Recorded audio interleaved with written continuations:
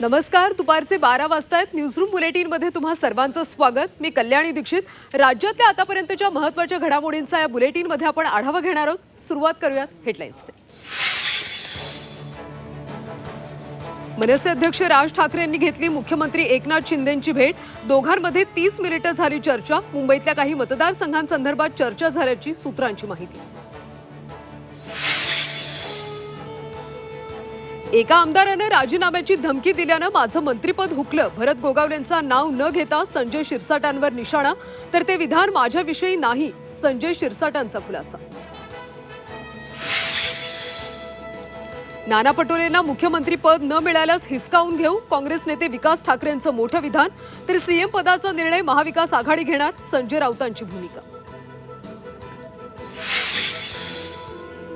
इम्तियाज जलील यांची संभाजीनगर ते मुंबई तिरंगा रॅली. समृद्धी महामार्गावर गाड्यांचा मोठा ताफा. रॅलीमुळे वाहतूक कोंडी. धर्मगुरूंबाबत बेताल विधान करणाऱ्यांवर कारवाई करा, जलील यांची मागणी. मनोज जरांगे यांच्या समर्थनार्थ आज लातूर, अहमदनगर, नांदेड जिल्हा बंदची हाक. तर जरांगेंच्या उपोषणाचा आजचा 7वा दिवस. आणि मुंबई विद्यापीठ सिनेट निवडणुकीप्रकरणी सुप्रीम कोर्टात उद्या सुनावणी. आज प्रकरण मेन्शन केलं.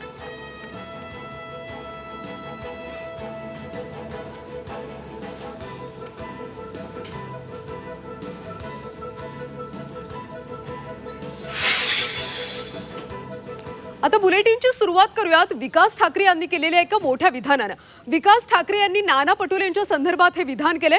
नाना पटोले यांना मुख्यमंत्रीपद मिळालं नाही तर ते आम्ही हिसकावून घेऊ, असं मोठं विधान विकास ठाकरे यांनी केले. पटोलेंनी लोकसभा निवडणुकीत चांगले निर्णय घेतले, त्यांनी मेहनत घेतली, त्यामुळे आज काँग्रेसला अच्छे दिन आले. त्यामुळे मुख्यमंत्रीपद मिळावं असं विकास ठाकरे म्हणाले. तर कार्यकर्त्यांची मागणी ही स्वाभाविक आहे अशी प्रतिक्रिया नाना पटोलेंनी दिली. दरम्यान विकास ठाकरेंच्या या विधानामुळे महाविकास आघाडीत वादाची ठिणगी पडण्याची शक्यता आहे.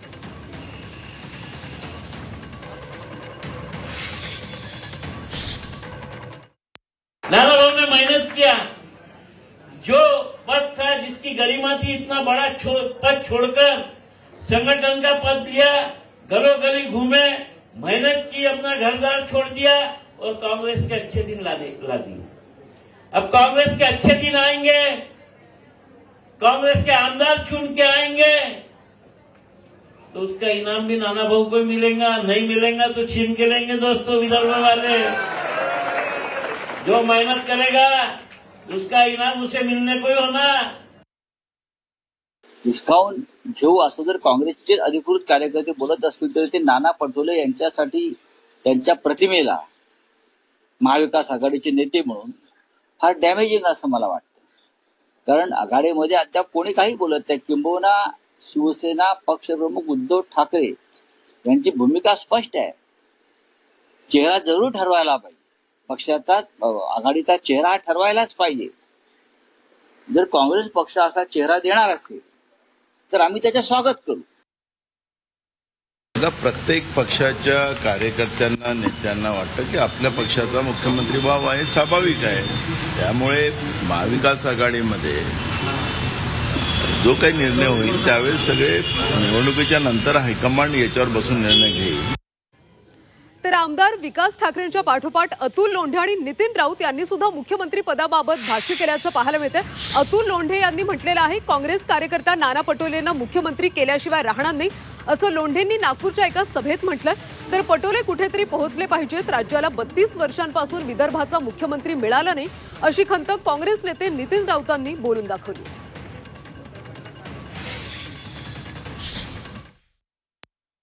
शिवशाहू फुले आंबेडकरच्या महाराष्ट्राला घाण करण्याचं काम केलं. त्याच्यामुळे या नागपूरमध्ये जे तुमचं हेडक्वार्टर आहे, त्या हेडक्वार्टरमध्ये तुम्हाला झोपवल्याशिवाय काँग्रेसचा कार्यकर्ता राहणार नाही. आणि या विदर्भातून नाना भाऊला मुख्यमंत्री बनवल्याशिवाय हा काँग्रेसचा कार्यकर्ता शांत बसणार नाही, याची तुम्हाला आज आम्ही कमी देऊ. मला वाटत नाही की नाना भाऊ सारख्या व्यक्तिमत्वाचं कुठेतरी पोहोचले पाहिजेत ना राज्यामध्ये.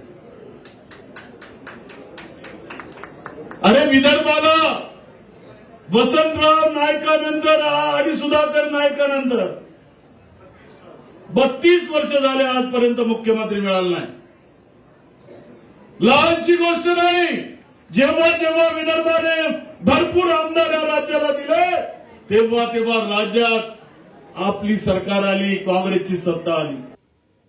तर या सगळ्या प्रकरणावर आता अंबादास दानवे यांनी एक संतप्त प्रतिक्रिया दिली. विकास ठाकरे हे मुख्यमंत्री ठरवणारे कोण आहेत अशी प्रतिक्रिया अंबादास दानवे यांनी दिली. सोबतच मुख्यमंत्री ठरवणारे नेते हे वेगळे आहेत असं देखील अंबादास दानवे यांनी म्हटलं. काँग्रेसला मुख्यमंत्रीपद मिळालं नाही तर हिसकावून घेऊ असं विकास ठाकरे यांनी विधान केले. मग आत्ताच याच्यात बोलण्यात काही अर्थ नाही. विकास ठाकरे थोडी मुख्यमंत्रीपद ठरवणाऱ्यापैकी असतात, ठरवणारे वेगळे लोक असतात. आता बातमी आहे भरत गोगावले यांनी केलेल्या एका मोठ्या विधानाची. मंत्रिपद मिळणार होतं, मात्र एका आमदाराने धमकी दिली आणि त्यामुळे मंत्रिपद गेलं असा मोठा गौप्यस्फोट भरत गोगावले यांनी केल्याचं पाहायला मिळते. या संदर्भात त्यांनी हे एक मोठं विधान केलेलं आहे. भरत गोगावलेंनी मोठा गौप्यस्फोट केलेला आहे. मंत्रिपद मिळणार असतानाच एका आमदारानं धमकी दिली. त्यांना मंत्रिपद दिल्यास मी राजीनामा देतो असं गोगावले म्हणाले.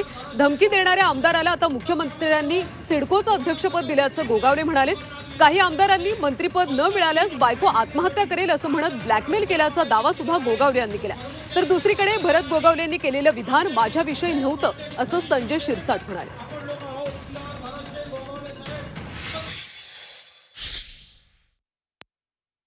साहेबांनी आम्हाला विचारलं असेल काय करायचं. एक जण बोलला मी 12 वाजता राजीनामा देतो, त्याला समजवला, बोलला तुम्ही मंत्रिमंडळाची शपथ घेतली का? मी 12 वाजता राजीनामा देतो.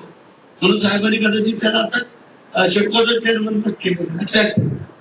त्यानंतर एक किस्सा जर एवढा मोठा आहे, मला सांगायला पाहिजे, कळायला पाहिजे. बोले की आता काय करू शेड, तर मला मंत्रिपद नाही भेटलं तर माझी बायको आत्महत्या. तुला आमच्या बायकोची काय? भरत गोगावलेचं स्टेटमेंट ते वेगळ्या अर्थाने वेगळ्या माणसासाठी होतं. मग मला मंत्रिपद जर दिलं नसतं तर मग मी राजीनामा दिला नसता का? तो काळ वेगळा होता. सिडकोचं अध्यक्षपद म्हणाले. सिडकोचं अध्यक्षपद हे आताच प्रश्न आहे. आणि भरत गोगावले आणि माझ्यामध्ये कोणताही वाद नव्हता. आम्ही दोघं पहिल्यापासून एकत्र आहोत. आज भरत गोगावले एसटी महामंडळाचं अध्यक्षपदाचा पदभार स्वीकारतायत. मी सकाळी त्याला शुभेच्छा दिलेल्या आहेत आणि आम्ही दुपारी 11-11:30 वाजता भेटतोय. पण आमच्यामध्ये वाद वगैरे नाही. भरतच्या तोंडून कधीतरी काहीतरी निघतं म्हणून त्याची बातमी होते, पण भरतच्या मनात काही नसतं आणि मी ते त्याच्या याच्यावर जास्त लक्ष देत नाही. भरत आमचा मित्र आहे. तर भरत गोगावलेंच्या विधानाचा महाविकास आघाडीच्या नेत्यांनी समाचार घेतलाय. त्यांनी नेमकी काय प्रतिक्रिया दिली ती आपण पाहूया. डबक्यातले बेडूक आहेत सगळे. हे जे सगळे डराव करतायत त्यांना कोणतीही प्रतिमा आणि प्रतिष्ठा नाही. ज्यांनी आपल्या मातेसमान शिवसेनेच्या पाठीत खंजीर खुपसला, बाळासाहेब ठाकरेंच्या पाठीत खंजीर खुपसला, ते आज जे एकत्र आहेत गद्दारी करताना त्यांच्याविषयी त्यांच्या काय भावना असतात. आणि असे लोक जे असतात त्यांना मी बेडकाची उपमा देतो. खोक्याच्या सरकारमध्ये हेच होणार आहे आणि कोणाला जास्त हिस्सा मिळतो हा जो प्रयत्न होता, आता खोक्याच्या याच्यामध्ये भांडणं सुरू होणार आहे. आणि भाजप या सगळ्या खोक्याची व्यवस्था निर्माण करण्यामध्ये भाजपचा सगळ्यात मोठा हात आहे. आता आपण थेट जाऊयात अंतरवाली सराटीमध्ये. मनोज जरांगे पाटलांच्या भेटीसाठी छत्रपती संभाजीराजे तिथे दाखल झाल्याचं पाहायला मिळतंय. मनोज जरांगे पाटील यांच्या आमरण उपोषणाचा आज 7वा दिवस आहे. मराठा आरक्षणासाठी त्यांचं गेल्या 7 दिवसांपासून हे आमरण उपोषण सुरू आहे आणि तिथे आता छत्रपती संभाजीराजे दाखल झालेत. छत्रपती संभाजीराजेंकडून मनोज जरांगे पाटील यांच्या प्रकृतीची सध्या विचारपूस केली जाते. सगळे सोयऱ्यांची अंमलबजावणी सोबतच हैदराबाद गॅझेट लागू करावं या सगळ्या मागण्यांसाठी मनोज जरांगे पाटील यांचं आमरण उपोषण सुरू आहे. त्यांच्या उपोषणाचा आजचा 7वा दिवस आहे आणि या सगळ्या पार्श्वभूमीवर छत्रपती संभाजीराजे आता अंतरवाली सराटीमध्ये दाखल झाले. ते मनोज जरांगे पाटील यांची भेट घेत आहेत. त्यांच्या प्रकृतीची विचारपूस केली जाते, कारण गेल्या 6 दिवसांपासून त्यांचं आमरण उपोषण सुरू असल्यामुळे मनोज जरांगे पाटील यांची प्रकृती सध्या खालावल्याचं पाहायला मिळते. अंतरवाली सराटीमध्ये ते आमरण उपोषणाला बसलेत. सध्या तिथं संभाजीराजे छत्रपती दाखल झालेले आहेत. मनोज जरांगे पाटील यांच्या प्रकृतीची ते विचारपूस करतात. जरांगेंच्या उपोषणाचा आज 7वा दिवस आहे. मराठ्यांना आरक्षण मिळावं, सगळे सोयऱ्यांच्या कायद्याची अंमलबजावणी व्हावी, तिन्ही गॅझेट आहेत ते सरकारनं लागू करावे, अशा मागण्यांसाठी मनोज जरांगे पाटील आमरण उपोषणाला बसले. अंतरवाली सराटीतून सध्याही आपण थेट दृश्य पाहतोय. छत्रपती संभाजीराजे सुद्धा अंतरवाली सराटीत दाखल झाले. मनोज जरांगे पाटील यांच्या प्रकृतीची विचारपूस करतात. जरांगे पाटील यांच्या उपोषणाचा आज 7वा दिवस आहे. खरं तर हे 6व्यांदा मनोज जरांगे पाटील यांचं उपोषण सुरू आहे.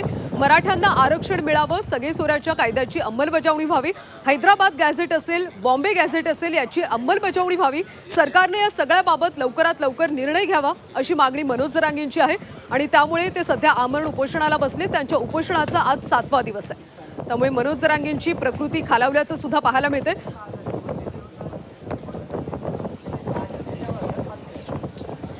नितेश महाजन आमचे प्रतिनिधी, त्यांच्याकडून सविस्तर माहिती घेऊयात. नितेश, मनोज जरांगेंच्या उपोषणाचा आज 7वा दिवस आहे. छत्रपती संभाजीराजे तिथे दाखल झाले. दोघांमध्ये काही चर्चा झाली आहे का? नक्कीच 2 ते 3 मिनिट छत्रपती संभाजीराजे या ठिकाणी आलेले आहेत आणि ते मनोज जरांगेंच्या तब्येतीची विचारणा करत आहेत. आज जरांगे यांच्या आमरण उपोषणाचा 7वा दिवस आहे. या 7 दिवसामध्ये शंभूराजे देसाई यांच्या विनंतीवरून त्यांनी एक सलाईन लावलं होतं.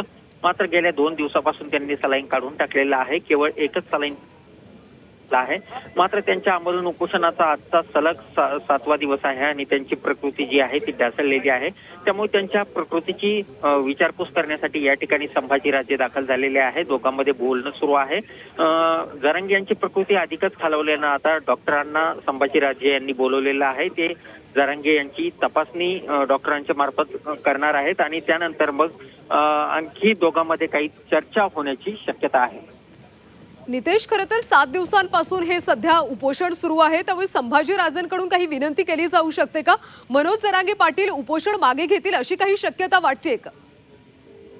आतापर्यंत आपण जर बघितलं तर अनेक वेळा छत्रपती संभाजीराजे यांनी मनोज जरांगे पाटील यांची भेट घेतलेली आहे. त्यांच्या प्रत्येक आमरण उपोषणाच्या दरम्यान सुद्धा त्यांनी भेट घेऊन तशा प्रकारची विनंती केलेली आहे. मात्र यावेळेला जरांगे यांनी अगोदरच सांगितलं आहे की त्यांचं हे आमरण उपोषण आर या पार अशा पद्धतीचं असेल. ते कोणाचंही ऐकणार नाही जोपर्यंत राज्य सरकार त्यांच्या सगळी सोयरीची मागणी आणि सरसकट मराठा समाजाला कुणबी प्रमाणपत्र देत नाही तोपर्यंत कुठलीही विनंती मान्य करणार नाही, कोणाचंही ऐकणार नाही. त्यामुळे यावेळेला संभाजीराजे यांनी त्यांना विनंती देखील केली तरी ते उपोषण सोडण्याची शक्यता नाही. मात्र दोघांमध्ये इतर काही विषयावर चर्चा होऊ शकते अशा प्रकारची माहिती जी आहे ती आपल्याला मिळालेली आहे. मात्र त्या जरांगे यांना पाणी घेण्यासाठी विनंती संभाजीराजे करू शकतात किंवा उपचार घेण्याबाबत विनंती जी आहे ती करू शकतात. त्यामुळे आता त्यांना किती प्रतिसाद द्यायचा हे जरांगे पाटील ठरवण्याची शक्यता आहे. नक्कीच नितेश, तुम्हाला थोडंसं थांबवते. ही दृश्य सध्या आपण पाहूयात. अंतरवाली सराटीतली आहेत. मनोज जरांगे पाटील यांचं आमरण उपोषण सुरू आहे. त्यांच्या उपोषणाचा आज 7वा दिवस आहे. त्यांची प्रकृती खालावल्याचं सध्या पाहायला मिळतंय. छत्रपती संभाजीराजे सध्या त्या ठिकाणी दाखल झालेत. मनोज जरांगेंच्या प्रकृतीची ते विचारपूस करतायत आणि यावेळी छत्रपती संभाजीराजे मनोज जरांगेंची समजूत काढतील का, त्यांचं उपोषण मागे घेतलं जातं का, हे देखील पाहणं अतिशय महत्त्वाचं आहे. 2 दिवसांपूर्वी खरं तर शंभूराज देसाई यांनी मनोज जरांगे यांना फोनवरून त्यांच्याशी संवाद साधला होता आणि त्यावेळी जरांगेंनी खरं तर सलाईन घेतलं होतं. मात्र त्यानंतर जोपर्यंत या सगळ्या सरकारकडून कोणताही निर्णय घेतला जात नाही तोपर्यंत आपण आता सलाईन सुद्धा घेणार नाही अशी भूमिका आता मनोज जरांगेंनी घेतली. त्यामुळे संभाजीराजेंच्या भेटीनंतर त्यांची पुढची भूमिका नेमकी काय असेल हे पाहणं देखील अत्यंत महत्त्वाचं आहे. सध्या ही अंतरवाली सराटीतली दृश्य आपण पाहतोय. छत्रपती संभाजीराजे मनोज जरांगे पाटील यांच्या भेटीसाठी दाखल झालेत आणि मनोज जरांगेंची प्रकृती सध्या अत्यंत खालवल्याचं पाहायला मिळतंय. कारण गेल्या 7 दिवसांपासून त्यांचं आमरण उपोषण सुरू आहे. 2 दिवसांपूर्वी खरं तर त्यांनी सलाईन घेतलं होतं. शंभूराज देसाईंनी त्यांच्याशी फोनवरून संवाद साधला होता आणि त्यावेळी त्यांनी सरकारला थोडी वेळ दिली होती आणि सोमवारपर्यंत निर्णय घ्या असं देखील म्हणाले होते. मात्र सरकारकडून अजून कोणताही ठोस निर्णय घेण्यात आलेला नाहीये आणि त्यामुळे सध्या मनोज जरांगे पाटील आपल्या भूमिकेवर ठाम असल्याचं पाहायला मिळते. जोपर्यंत कोणताही निर्णय सरकारकडून येत नाही तोपर्यंत आपण सलाईन सुद्धा घेणार नाही असं आता मनोज जरांगेंनी म्हटलंय. त्यामुळे संभाजीराजे आता त्यांच्याशी कशा पद्धतीनं संवाद साधतील आणि त्यानंतर मनोज जरांगे पाटील किमान सलाईन तरी घेतील का हे देखील पाहणं आता महत्त्वाचं आहे. मराठा आरक्षणाबाबत खरं तर बैठकीचं सुद्धा आज आयोजन करण्यात आलेलं आहे. त्यामुळे सरकारकडून नेमकी काय भूमिका घेतली जाते, सरकार काही याच्यावर तोडगा काढतो का ते पाहणं अतिशय महत्त्वाचं आहे. सह्याद्री अतिथीगृहावर आज मराठा आरक्षणाबाबत उपसमितीची सुद्धा बैठक आहे आणि या बैठकीच्या पार्श्वभूमीवर सरकार नेमकं काय म्हणतं, सरकारकडून काही तोडगा काढण्याबाबत हालचाली केल्या जात आहेत का, हे पाहणं देखील अतिशय महत्त्वाचं आहे.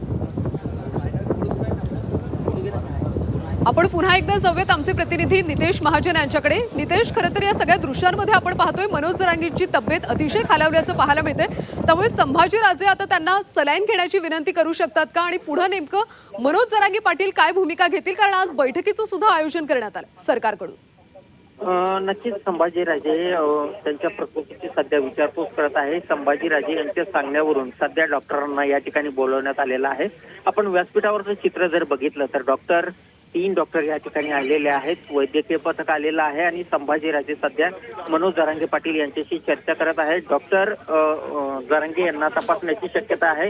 संभाजीराजे यांनी जरांगे यांना विनंती केलेली आहे की एकदा तरी तुम्ही तपासणी करून घ्यावी, अशा प्रकारची विनंती संभाजीराजेंनी केल्यानंतर डॉक्टर या ठिकाणी आले. आता डॉक्टर तपासणी करतं की नाही याकडे आपलं लक्ष असेल. याशिवाय छत्रपती संभाजीराजे काय विनंती जरांगे पाटलांना करतात ते सुद्धा आपल्याला पाहावं लागेल. नक्कीच नितेश, धन्यवाद या सगळ्या माहितीबद्दल.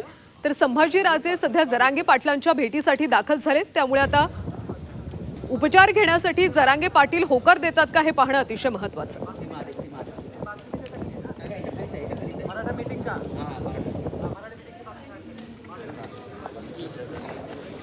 आता एक मोठी बातमी आपण पाहूयात. ब्रेकिंग न्यूज सध्या समोर येते. मराठा आरक्षणाबाबत मंत्रिमंडळाच्या बैठकीनंतर उपसमितीची आज महत्त्वाची बैठक होणार आहे. सह्याद्री अतिथीगृहावर आज दुपारी 2 वाजता ही बैठक होणार आहे. बैठकीला उपसमितीचे अध्यक्ष मंत्री चंद्रकांत पाटील, मंत्री शंभूराज देसाईंसह कायदे तज्ज्ञ सुद्धा उपस्थित राहणार आहेत. हैदराबाद गॅझेटची प्रत सरकारला उपलब्ध झाल्यानंतर पुढची कायदेशीर प्रक्रिया कशी राबवावी यावर या बैठकीमध्ये चर्चा होण्याची शक्यता आहे.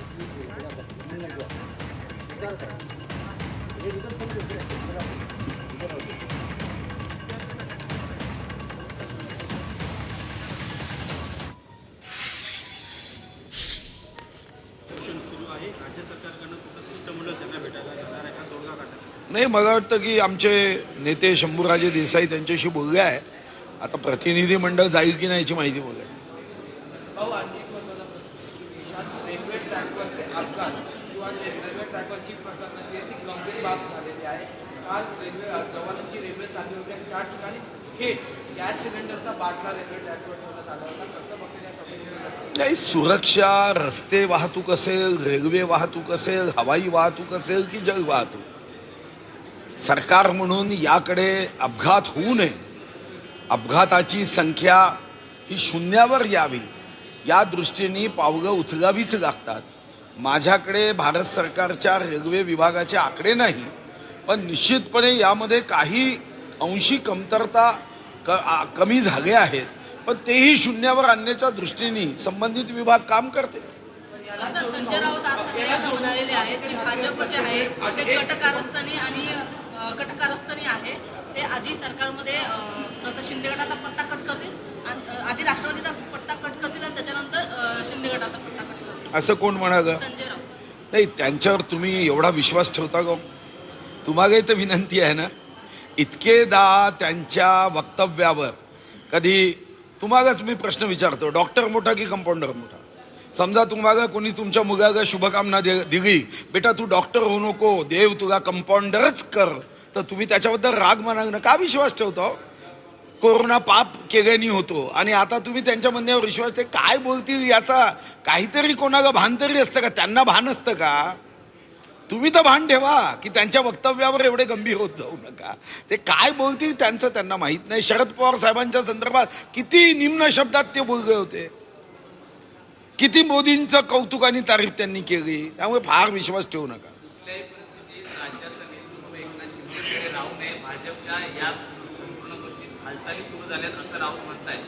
कोण म्हणताय? मला असं वाटतं हे त्यांना लागू आहे. काँग्रेसच्या कार्यकर्त्यांच्या मनात उद्धवजी मुख्यमंत्री होऊ नये हे याच्याबद्दल एकमत झालं आहे. कोणत्याही काँग्रेस कार्यकर्त्याला कधीही विचारा, ते आम्हाला काय सांगताय? त्यांची अवस्था विचित्र झाल्याने त्यांना पहिल्यांदा वाटलं की काँग्रेस आम्ही जशी म्हणू तशी वाकेल आता काँग्रेसनी सांगितलं आहे मोडणार पण वाकणार नाही, तुमच्या समोर झुकणार नाही. 3 दिवस दिल्लीत जाऊन तुम्ही कितीही झुकले असाल तरी आता काँग्रेसचे नेते झुकणार नाही, हे काँग्रेसची भाषा. आणि म्हणून आता त्यांना त्याचं दुःख होत आहे. आणि हा राग कसा काढायचा तर ते सांगताय शिंदे साहेब भाजपमध्ये आहे, जसं काही यांना मनकवडेपणा देवानी दिलाय. तर संभाजीराजे छत्रपती सध्या जरांगे पाटलांच्या भेटीसाठी गेलेले आहेत. सोबतच आज उपसमितीची सुद्धा बैठक आहे. या बैठकीतून नेमका काही तोडगा निघतो का हे पाहणं महत्त्वाचं आहे. मराठा आरक्षणाबाबत मंत्रिमंडळाच्या उपसमितीची आज महत्त्वाची बैठक आहे. सह्याद्री अतिथीगृहावर दुपारी 2 वाजता ही बैठक होणार आहे आणि या बैठकीमध्ये कायदेशीर प्रक्रियेबाबत चर्चा होण्याची शक्यता आहे.